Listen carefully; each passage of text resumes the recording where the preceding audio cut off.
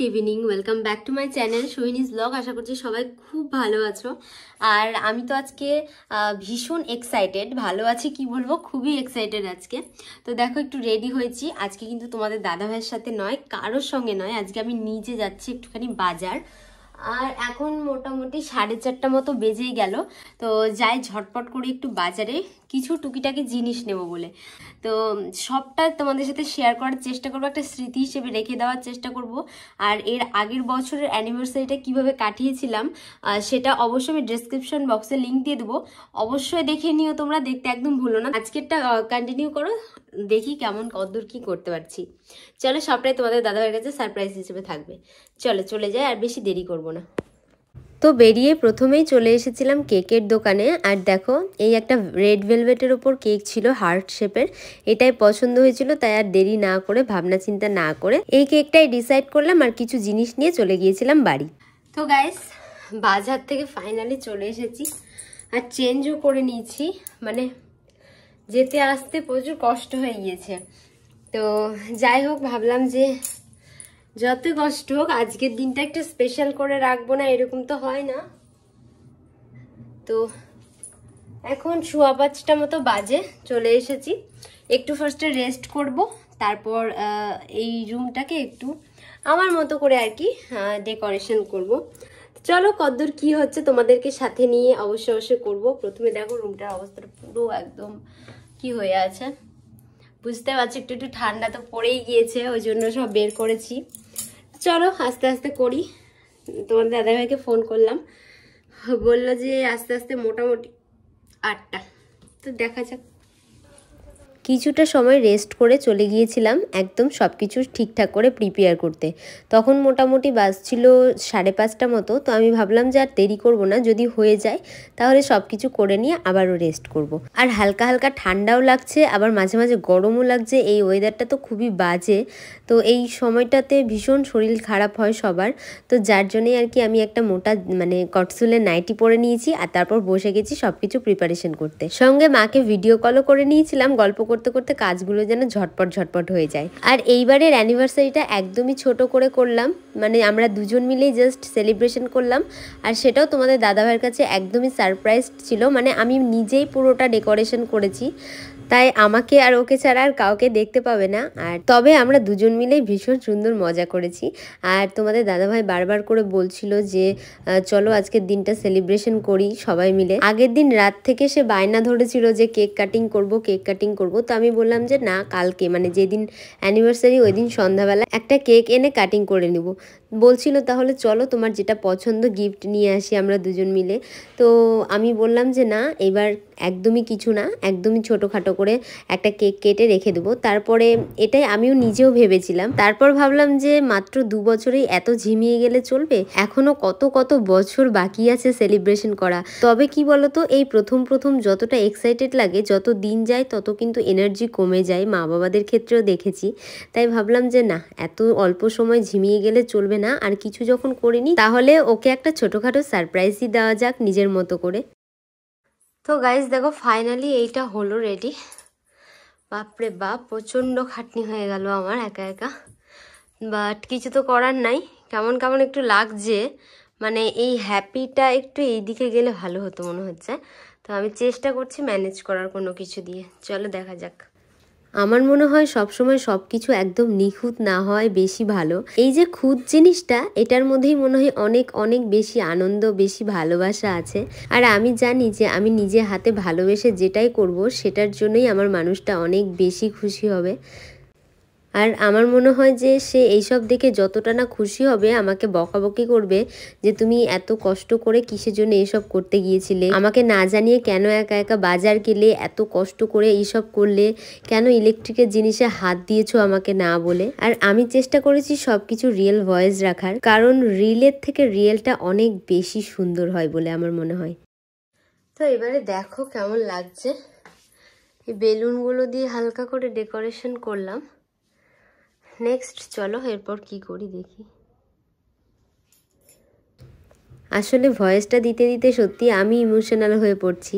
দেখতে দেখতে কি করে যে দুজন মিলে 2 বছর কাটিয়ে ফেললাম সত্যি বুঝে উঠতে পারলাম না। এই সেদিন কত বাজনা, কত আলো, কত লোকজন, সব কিছু সামনে দিয়ে সে আমার হাতটা ধরে নিজের করে আমাকে এই বাড়িতে নিয়ে এলো। আর দেখতে দেখতে দুজন মিলে খুনসুটি, বদমাশি, হাসাহাসি, আর কি রাগ ঝগড়া সব কিছুর মাধ্যমে 2 বছর কাটিয়ে ফেললাম। আরো কত কত বছর যে বাকি আছে তোমার সঙ্গে একসঙ্গে থাকা, একসাথে সব স্বপ্ন পূরণ করা, আর কত মানুষকে বুঝিয়ে দেওয়া যে আমাদের ভালোবাসাটা সত্যিই ছিল। মিথ্যে ছিল শুধু তাদের নোংরা ভাবনাগুলো, নোংরা চিন্তাগুলো। আসলে তাদের মনের চিন্তা ভাবনাগুলো আজকে পরিষ্কার হয়ে গিয়েছে। আর সব থেকে বড় ব্যাপার, আমরা আজকে দুজন মিলে ছোট্ট একটা রূপকথার জগৎ তৈরি করে সেই জগতে রাজত্ব করি। এর থেকে বড় ব্যাপার আর কি হতে পারে বলো তো? তো গাইস, আপাতত এই দাঁড়ালো হচ্ছে গিয়ে আমার সাজানো গোছানোটা। এরপর যেটা হচ্ছে গিয়ে হবে সেটা তো তোমরা দেখতেই পাবে। মানে আমি বুঝতে পারছি না কি বলবো না বলবো। অ্যাকচুয়ালি দেখো, মানে বুঝতে পারছি না আলোটা অফ করে বেশি ভালো লাগছে না আলোটা জ্বালিয়ে। আলোটা জ্বালিয়ে ফোনে বেশি ভালো লাগছে, বাট আলোটা মানে হালকা আলো দিলে মনে হচ্ছে এমনি ভালো লাগছে। তো এই যে দেখো, গাঁদা ফুলের 2টো চেন এনেছিলাম, সবটা লাগলো না, কিছুটা লাগলো, এটা দিয়ে করলাম।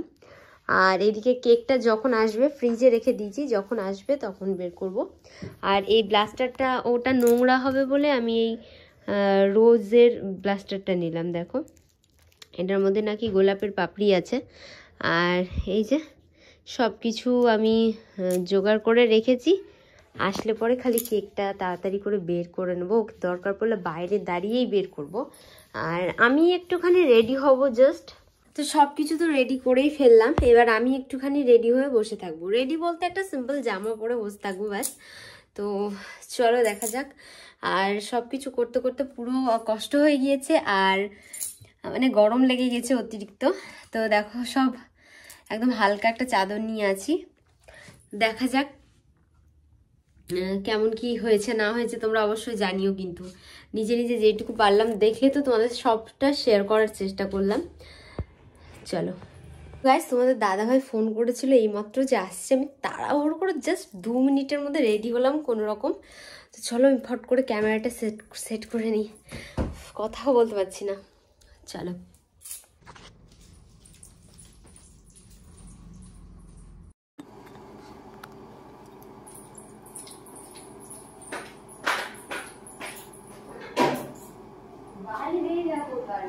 আমি ওকে বলছিলাম গাড়িটা বাইরেই রাখো, আমরা একটু ঘুরতে যাব, যেন ও সব কিছু বুঝে না যায় আমার রেডি হওয়ার দেখে।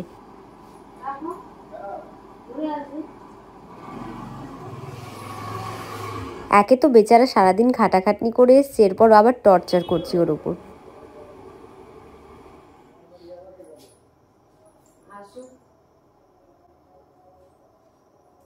আমার মাথার মধ্যে বদমাশি বুদ্ধি দেখেছো, যাতে ও বুঝতে না পারে, যার জন্য আমি এসব বদমাশিগুলো করছিলাম।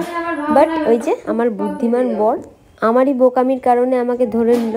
ওই যে কেকের প্যাকেটটা বাইরে টেবিলের ওপর রেখে দিয়ে আর ভুলেই গিয়েছিলাম। সব কিছু করতে গিয়ে আমার মাথা থেকেই বেরিয়ে গিয়েছে, আর সে ফট করে ধরে নিয়ে কি বললো শোনো একবার।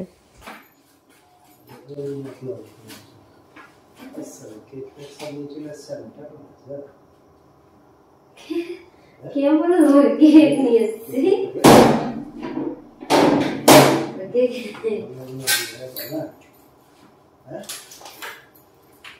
আমি ঘুরতে যাবো বলে রেডি হলাম।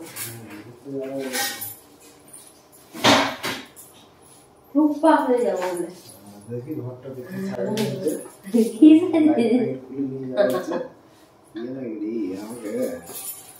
জুতা বড় তারপর খুলে রেখে দিয়ে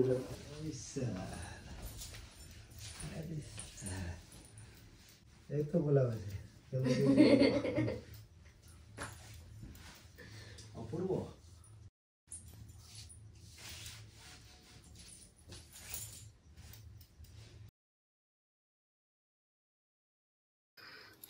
সুন্দর হয়েছে।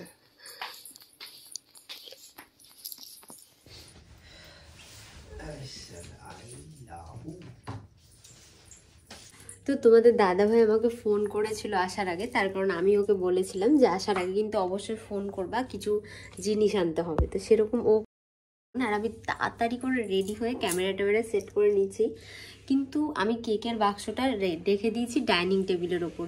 ব্যাস, তোমাদের দাদাভাই যত মাথায় বুদ্ধি, তারপরেও ও কিন্তু ঘরে ঢুকে পুরো শকড হয়ে গিয়েছে। জানি না এই ক্যামেরাটা দিয়ে কতটা কি উঠেছে শোতে। তো চলো এরপর একটুখানি সেলিব্রেশন করবো।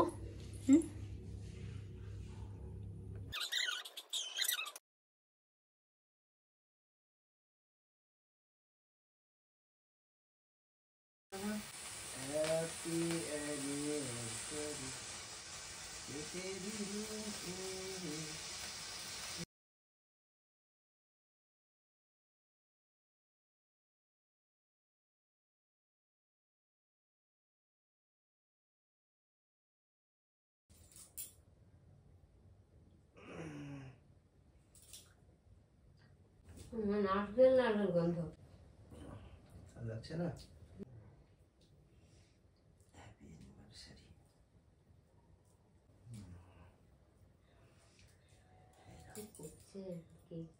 দিয়ে দাও, আমি ছবি তুলে নিই। এবার এটা কই ফাটালা? এটা ফাটাও একটু।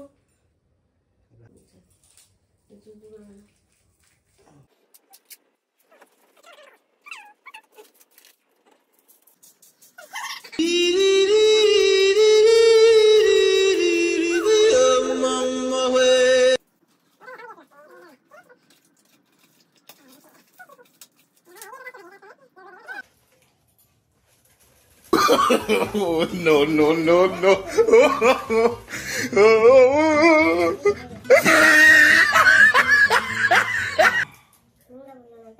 Happy anniversary my dear husband.